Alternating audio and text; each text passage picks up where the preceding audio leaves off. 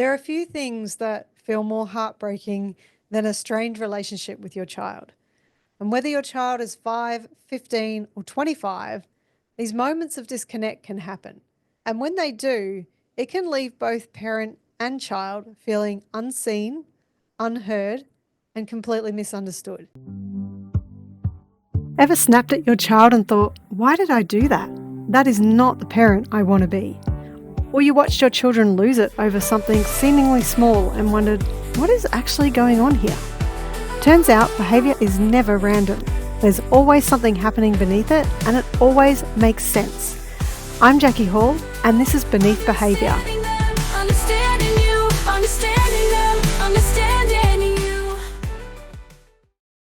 On today's show, we're talking with Mum Emma, who is wanting to know how she can repair her relationship with her adult daughter, who's 21 years old. And over the years, the relationship has become a little bit fractured, and she's wanting to know how we can repair that relationship and what she can do. Welcome to the show, Emma.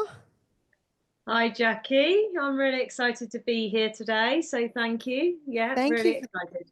That's awesome. Tell me a little bit about what's happening with your daughter, between you and your daughter. Okay, pleasure. So my daughter's 21 years old. Mm-hmm. We've always had a relationship, it's getting to the point now where she's become an adult where the relationship, I feel personally that I'm a different mum now Mm-hmm. to how I was when she was growing up, because Yep. she's my first. But in my opinion, she'd probably say the total opposite is there's a lot of not moving on, not transitioning, to Mm-hmm. where I am now.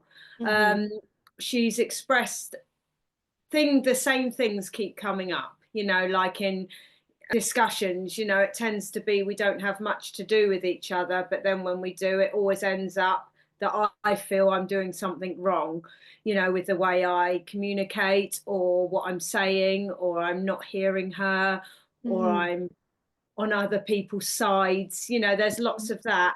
And in my mind, that's not what's happening. So there's a lot of sort of conflict, but it's not Yeah. conflict where we have big blazing rows.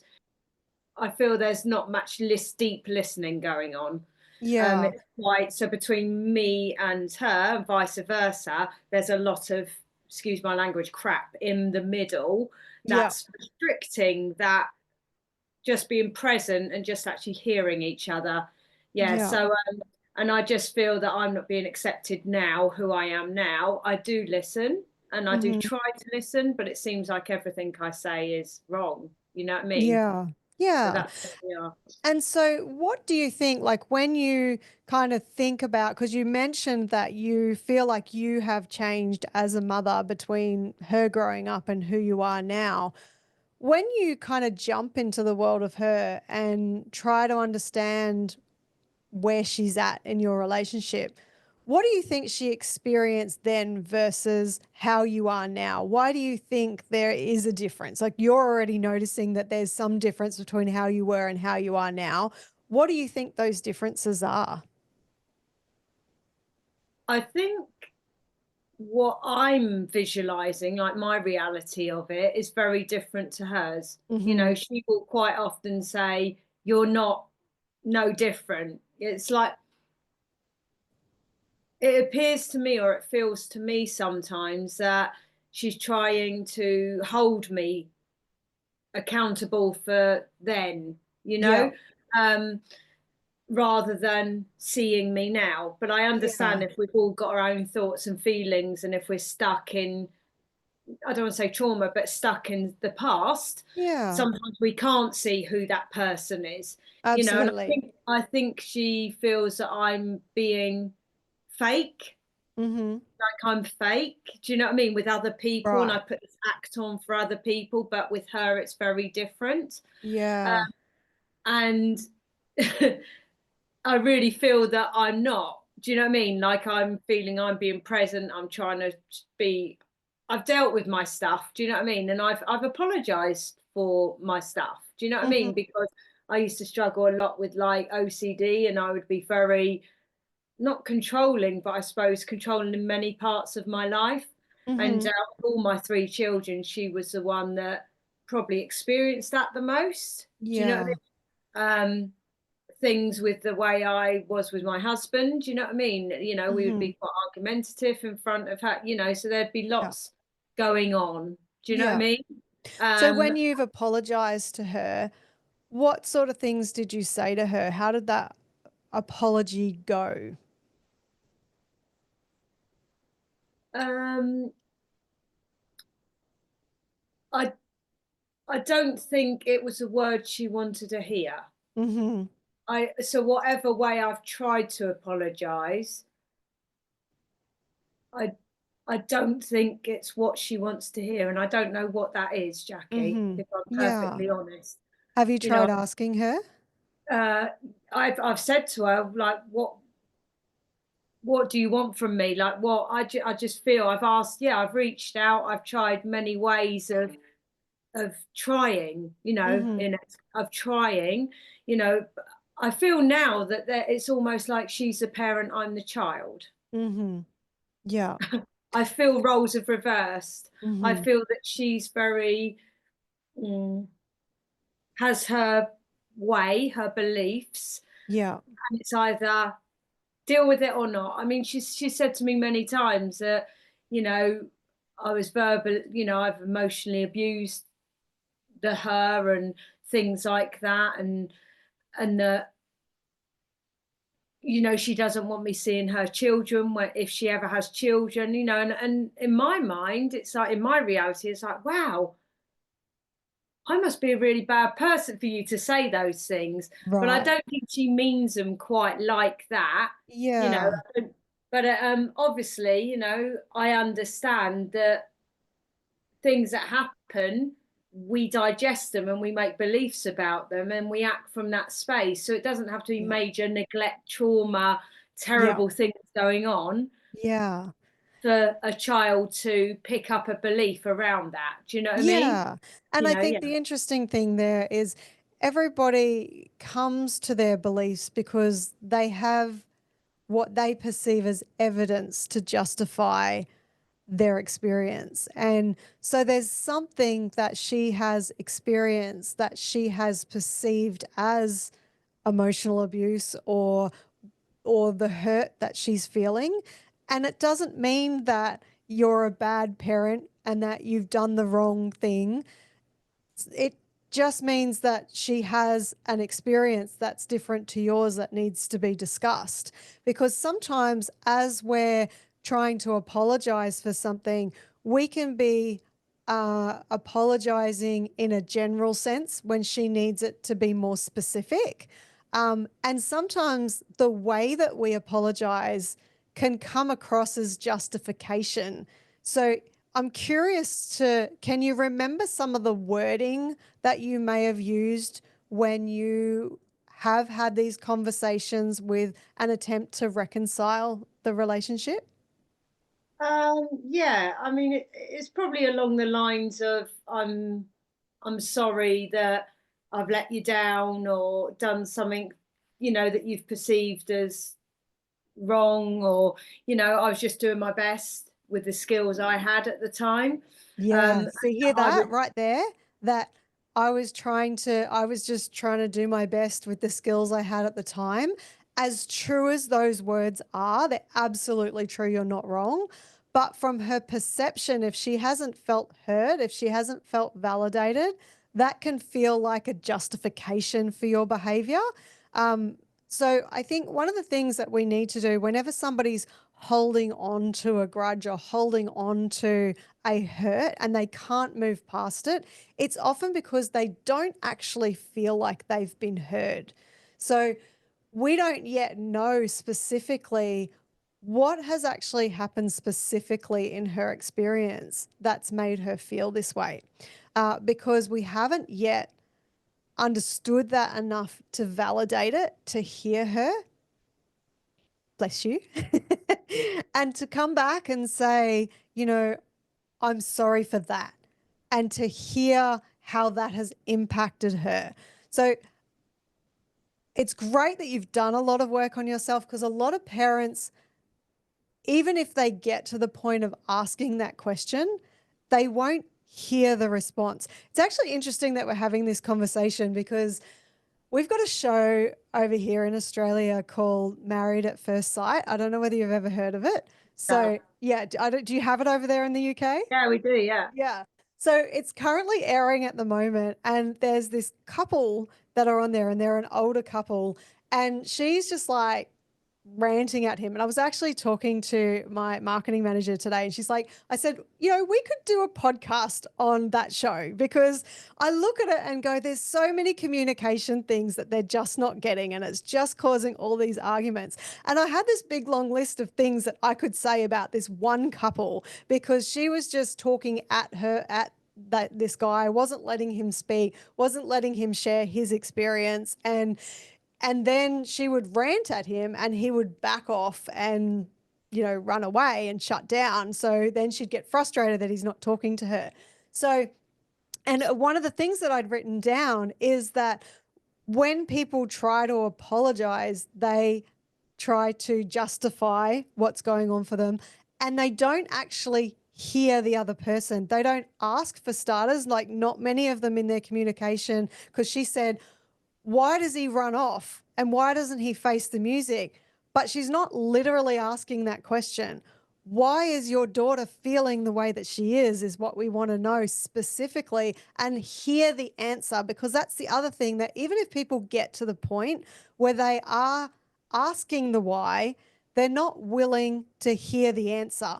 And because you've done so much work on yourself, I do, and I know from our conversations outside of this podcast, I know that you are willing to hear that answer. And that's a really good place to be, because that's what's needed, is actually sit in the fire and hear her experience. You don't have to agree with her experience, but you do need to hear it and validate that she felt that way, and how that has impacted her then and how it impacts her now. Because the value in being able to say, I'm so sorry I made you feel that way. Like, even if you don't agree with how she's perceived it, you can still apologize for her feeling that way and validate, I can understand how you would feel that way. Even if you don't agree with it, you need to be able to understand how she would come to feel that way. And I think Mm. hearing those words, I'm sorry I made you feel that way, and um,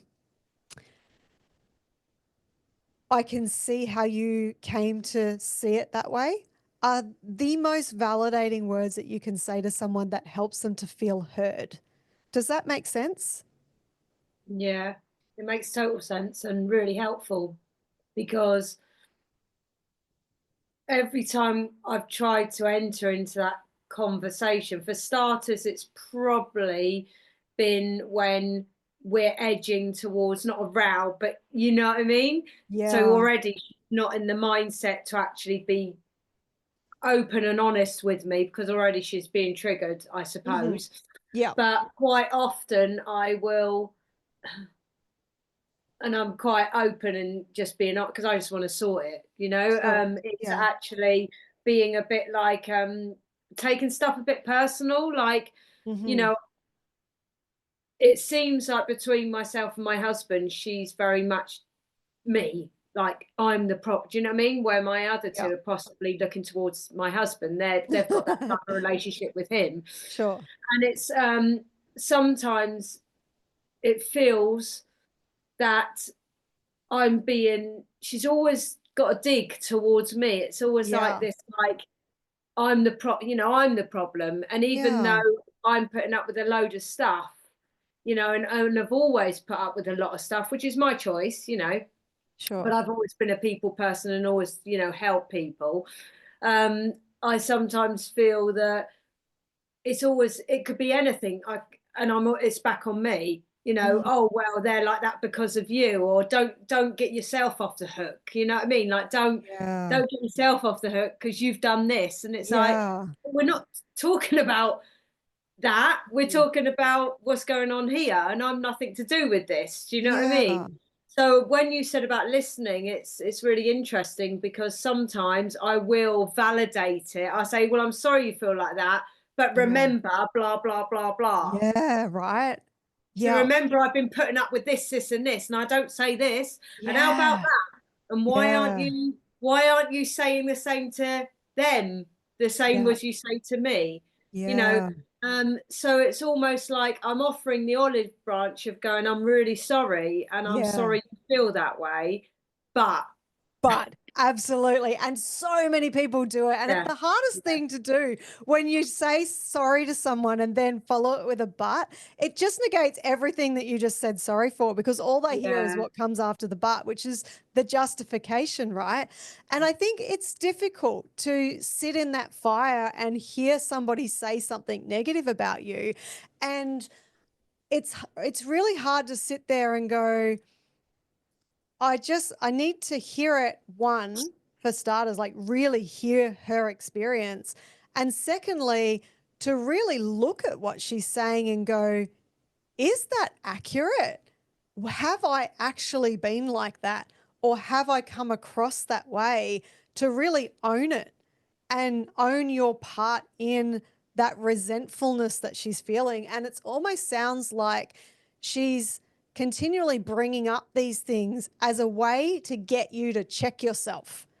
Like she doesn't want you to get away with whatever she's perceived you've gotten away with anymore. And as an adult, she now feels like she has that voice to keep punishing you for whatever she's experienced in her childhood growing up because it's not resolved for her. And she'll keep coming up with it until mm, it's resolved for her. So to be mm, able to sit there and actually go, tell me, like, and you need to do this not when she's triggered. You need to do this, maybe take her out for coffee or sit down with, like, invite her over and say, look, I really just want to hear your perspective. I even start off with owning every time you try to tell me what's going on for you, I justify it. You tell me and I say sorry, but then I go on justifying how I'm doing that, why I did that, and like it's okay. And that's not helpful to you. And I want to do better.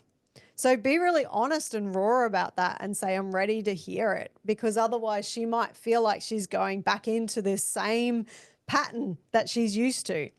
And if you mm, say to her, I want to sit down and talk about it, she may even go, what's the point? Because every time we go to talk about it, you just then tell me why you did it and justify it, because that's her reference point of that's how the interactions have gone. So you may have to preface it by saying, I'm sorry that I do that for starters, and I want to do better. I really actually want to hear what your experiences were growing up of me, and to understand why you feel the way you feel about me. No excuses, no justifications. I just want to hear it, and hear it with the intention of saying, I can understand how you've come to feel this way and really understand it, because behavior makes sense. That's why this podcast is called Beneath Behavior, because I'd love to have her here so that we could get her to actually discuss how she is thinking and feeling, because we can really make sense of why people do what they do. And a lot of the time, the way that she's retaliating against you and treating you is just because she's hurting. And she probably does want that closeness, but she doesn't know how to do it. And she's not old enough to be able to communicate and articulate that. Um, and so the first step is that validation. And only when you 100% feel like she feels like she's been heard, and that might be repeating back to her. So when this happened, that made you feel like this. Is that right? Like checking with her that you've understood it correctly. So giving her that feedback. Did I understand that correctly? Is there more to it than that? Really just kind of gauging where she's at. If she's disrespectful, and sometimes, some kids can be, because you've given them this platform to tell you what they really think, you can say, I understand you're really angry. I just want to discuss this And we don't need to be disrespectful in that way, or we don't need to talk like that. Just tell me what you're feeling. I know that that's probably warranted to speak like that, but I don't think we're going to get anywhere. And I really want to hear you. Keep giving it back to coming back to what you want to know about her and her experience. So it doesn't mean that you have to listen to abuse. Like, and I'm not saying that she will do that. I'm saying that for the benefit of anyone who's listening.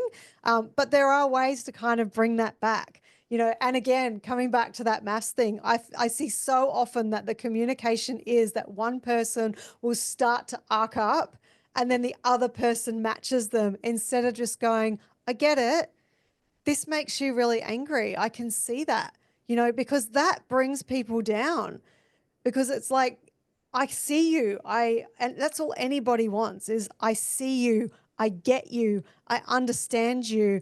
I'm validating your experiences. I'm not making you wrong, because you can't, and it doesn't mean you can't have your say. It's just that due to the dynamic at the moment of you being mum and her being daughter, you're needing to first hear her before you're going to make any headway. And only when she feels heard can you then say, maybe if she, and this might be a different conversation at a different time, but then you may be able to express your side of things. I'd be very careful doing that at this point, though, because it can very easily come off as a justification. So it might be that your first conversation is purely just, I get you, I understand you, and I'm sorry, and I'm going to take ownership for my part in it. So if she's saying anything that is truthful and you can go, crap, I did do that, then you want a heartfelt go, wow, yeah, I did do that, didn't I? I'm so sorry. That takes a lot of courage, and it earns so many, like when it's done authentically, it earns so much value in the relationship. It repairs so much for you to be able to legitimately see where that breakdown has happened. Because at the end of the day, even though there may have been things that she did as a child that antagonized you, as the parent, we're the ones that are meant to be, not, and we're not always because we're human, we're the ones that are meant to be more emotionally able to repair that relationship at the time. But that doesn't always happen. But we can do it now, and we can really give her that reference point that even when somebody makes a mistake or there is a breakdown in a relationship, we can take ownership of it, we can repair it, and we can move on and be better than we ever have been because we have that raw honesty. But I think the first step is definitely hearing her, validating her, taking ownership of your part in it, and authentically saying, wow, I never realized I did that. I never realized the impact on you. I'm so sorry that that happened to you. I'm so sorry I made you feel that way. And from there, it can be, what can we do to repair it? So that you're not assuming that you know how to repair it. You're asking her, what do you need from me now?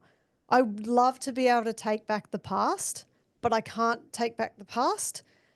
So I want to, now that I've realized what I've done, I want to be able to, for us to repair that. What do you think we can do moving forward? And again, you're hearing her, you're validating her. Yeah, that makes sense. You might come up with some ideas. Maybe, what if I did this? Would that be okay? Do you think that would work? And it's only when you've kind of done that that then you can go, there may be some things that you might be able to do as well that we can work on together. Because there might be some things that she needs to do, like she may need, and again, it may not be in that conversation that you do that. It might be that all it is reconciliation. I'm sorry. How do we move on? Give me some suggestions. Let's work on that. And then as you're doing your part in the relationship and she's then coming back with stuff, it might then be another conversation about, how you've been trying to do at your end. There's some things that we need to tweak in our relationship. So that's kind of the next step based on how she responds to that change.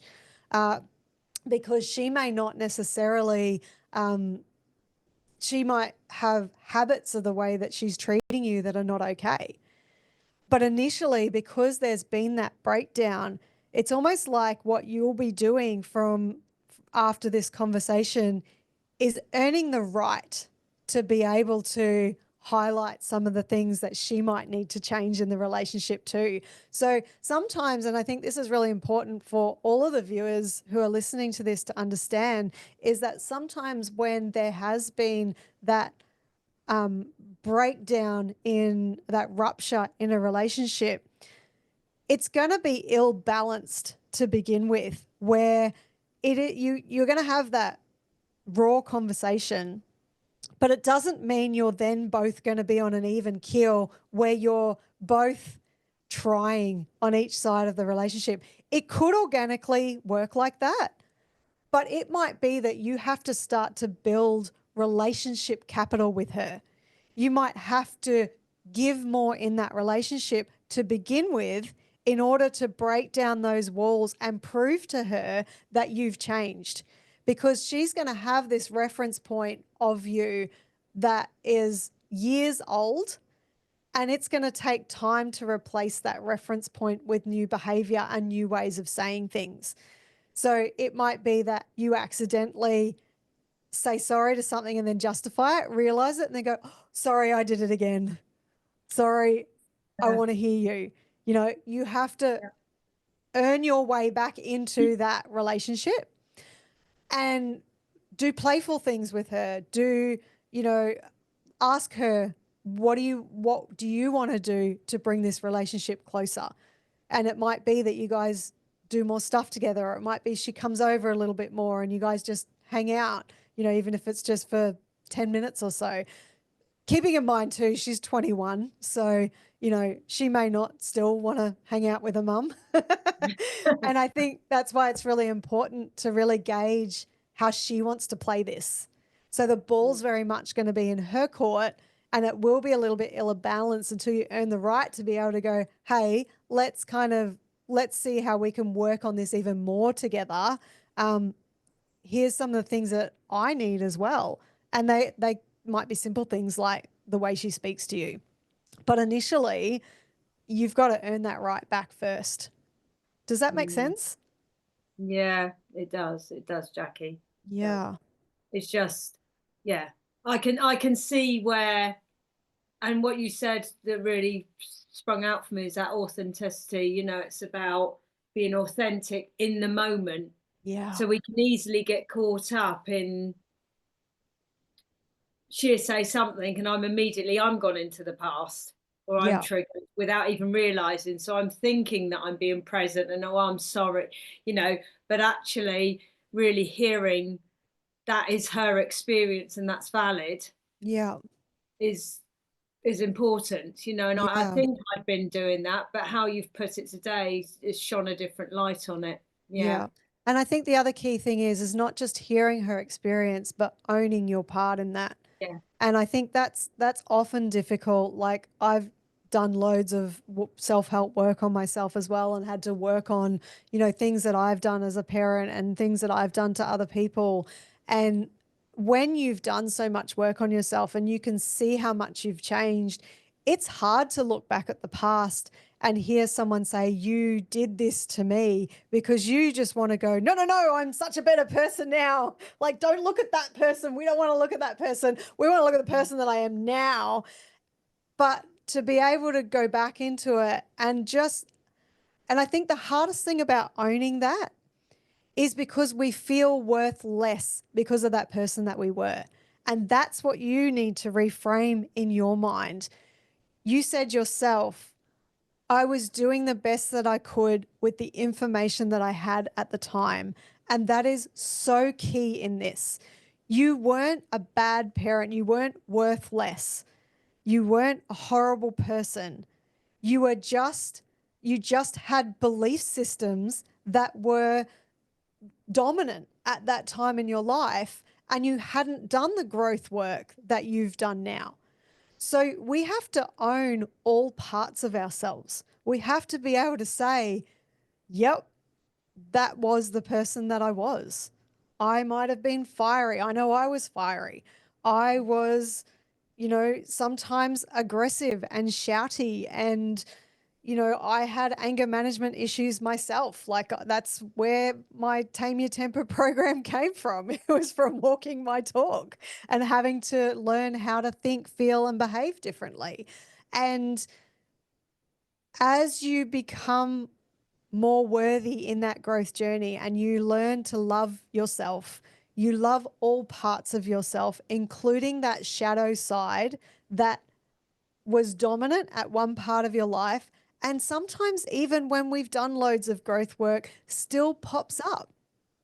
I remember when anger used to still sneak up on me, and I would go, oh my gosh, that was a really angry me. Where did that one come from? It just came from nowhere, and owned it straight away, because that's so powerful in your relationships to recognize, oh, hang on a minute, that's not who I want to be. That's an old version of myself, so it's okay to acknowledge that.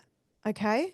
I think one of the, why it would be so hard not to own your part in it is because you feel ashamed of that part of you.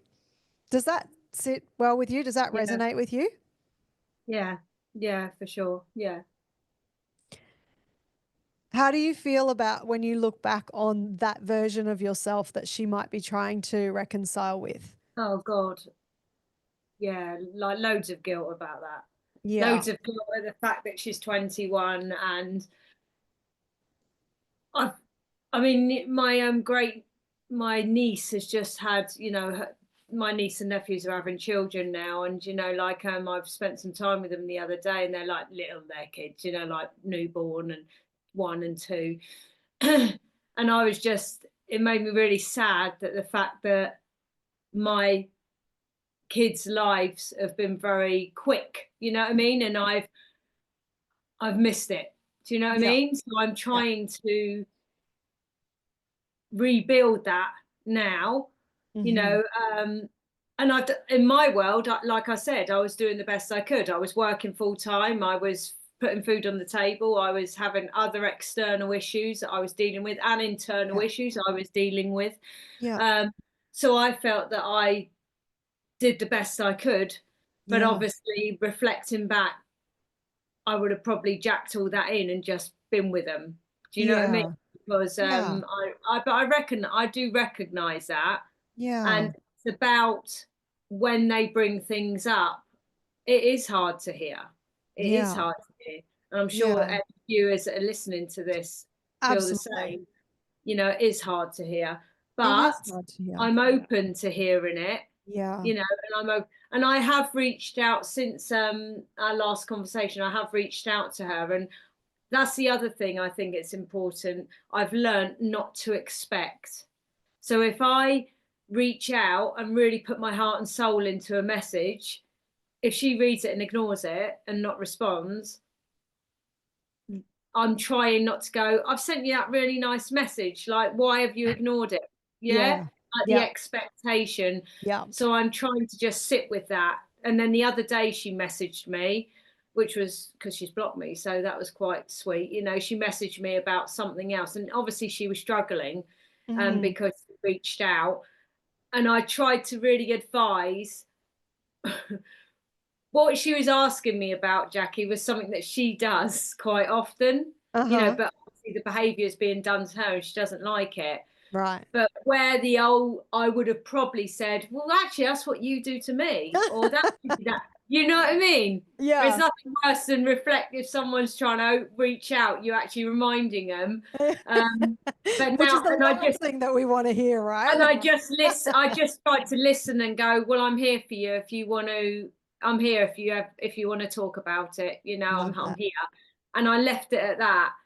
And with my personality, or the old personality, that part of me, like you said, that bit of anger, that part of me is still there because it's Yeah. part of me, and it was Yeah. really hard. It was really hard for me to not fix.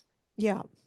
It was really Yeah. hard for me not to, because that was my quick question before we end is, um, when I've tried to do that, she's very much said, you know, you're patronizing, stop using your narratives on me, stop using. So it's like, I think she feels I'm trying to bring out the bad in her, like remind her of her bad shit rather than trying Yeah. to just be there. So I'm Yeah. trying to just be there, you know, like And you said, yeah, and it's I think about too, rebuilding sorry. it. I think it's she will, this is the other thing too, is that she will be used to the dynamic between the two of you, and the fact that she's reaching out when, and this is something I want you to recognize as well, because when we have had a history of what we consider, like, we've got a lot of guilt over things that we've done in our parenting. When we look back over the years, we only see the negative stuff. We only see the stuff that we feel guilty about. But the fact that she's 21 and still reaching out to her mum when she's having a tough time speaks to the fact that there is a relationship bond there. And you must have done something to contribute to that bond.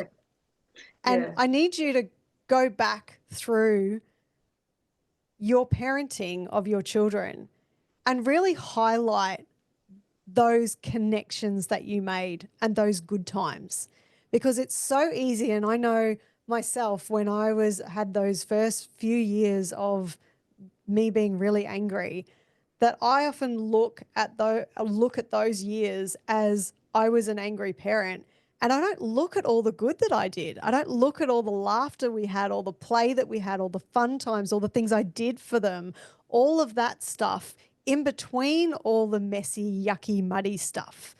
And if you don't challenge yourself to look for the hidden good in that challenging times, you will only look at that time with guilt. You won't look at that time with value, and you won't see that the value that is in the relationship that you can build on, that you can nurture and you can harness, because she is reaching out to you.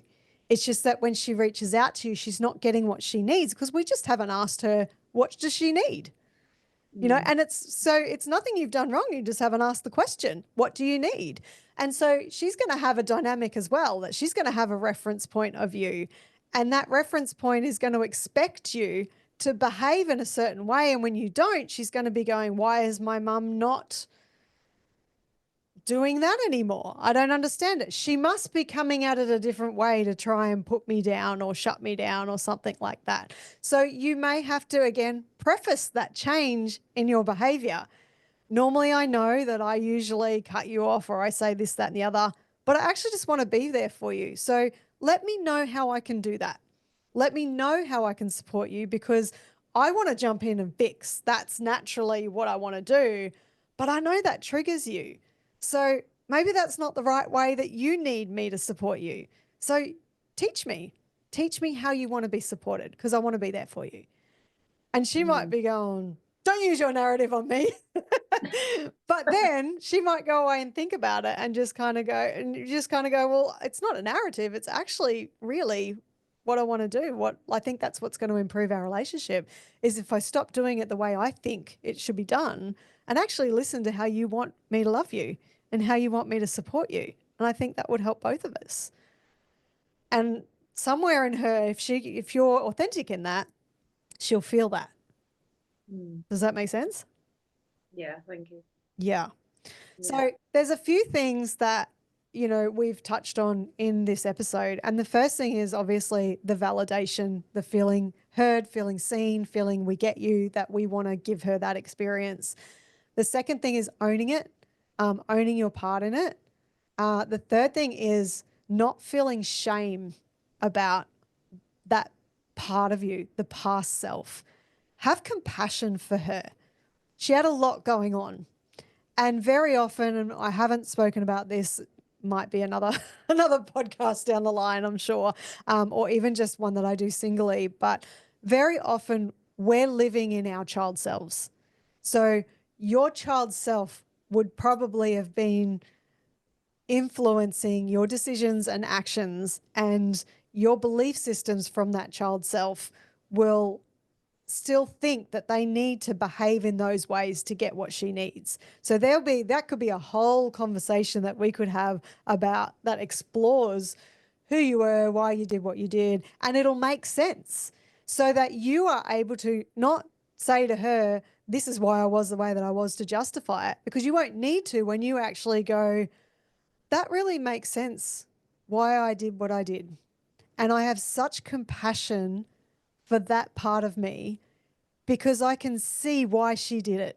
I can see why she felt the way that she did. I can see why she handled all of those things that were going on for her, and the reactions that she had while I had all of these balls up in the air. And I just feel really an amazing amount of compassion and love for that part of me who just got through it the best way that she could. And do I wish I could go back and change it? Absolutely, because it's not who I am now. And I'd love to take this version of myself back there. But the reality is that I can't. And there's value in everything. So the things that your daughter has gotten from you and what our kids get from us serves them and challenges them. That's the reality of relationships. And so the great things that come in our life don't always come from the wonderful things that happen. A lot of the time, they come from the very challenging things. And one of the most important things for parents to really own is that the reality is you will challenge your child to go through difficult things in your life because of who you are, because of who you were when they were growing up, because of who you are now and in the future, that you will both serve them and challenge them. That's reality. So all we can do is look at who we are, who we were, own it, apologize for it, keep doing the growth work, and keep going, because there's nothing else that we can do, right? So Yeah, for it's sure. so it is taking that ownership, but also forgiving yourself and having compassion for that part of you that now you know better, but she didn't back then. And then the final thing is to be continually talking to your daughter about where to from here. What can we do to move forward from this? What do you need from me? How can I support you now? And being very aware of what's working and what's not. Mm. Mm. How does that feel in terms of like take homes to move forward? Yeah, it feels quite refreshing. It feels quite it just feels nice. It feels nice that I sort of, you've gave me a few pointers on where to go from now, because Yeah. it does feel like exactly from this conversation we've been stuck in this loop, and Yeah. things you've pointed out and shone on is right. It's like this, I can see it. I can Yeah. see how it's, yeah, how my interpretation or my what I've been putting into it, Mm-hmm. slight tweaks could be heard differently. Yeah. Yeah, absolutely. Well, look, I Yeah. really want to thank you for being on this show and sharing your vulnerability with this issue, because there are so many parents out there that even they may not have adult children yet, but even teenage children, they can have developed these reference points. There can be ruptures in the relationship, and the things that we've spoken about today can really help parents to kind of look within themselves and really hear their children and get a sense of why did they feel that way, and be ready to listen and ready to own their part in why their child feels that way. Because it's so much easier to project than it is to actually look within ourselves and go, Oh hey, yeah. maybe Yeah. maybe I am part of the problem, right? And then to do something about it. So your courage to do that is admirable and inspiring. And I just really want to thank you for being on the show. Thank you. Appreciate it. Thank you. Pleasure. Thank you very And much. and I know that you and I are So going to do grateful. another show very soon Yeah. in regards to your son, and I very much look forward to that. So Yeah. uh, I think we spoke about you practicing the things that we spoke about in this conversation with your son first, so then Yeah. we can talk about other Yeah. things in relation to your son as well. So look Yeah. forward to that episode. Thank you so So, much, Jackie. no Thank you. problems. Grateful. Thank you very much. Hey guys, thanks for watching the Beneath Behaviour podcast. Now don't forget to subscribe on your favourite podcast channel so you never have to miss an episode. and we'll see you next time.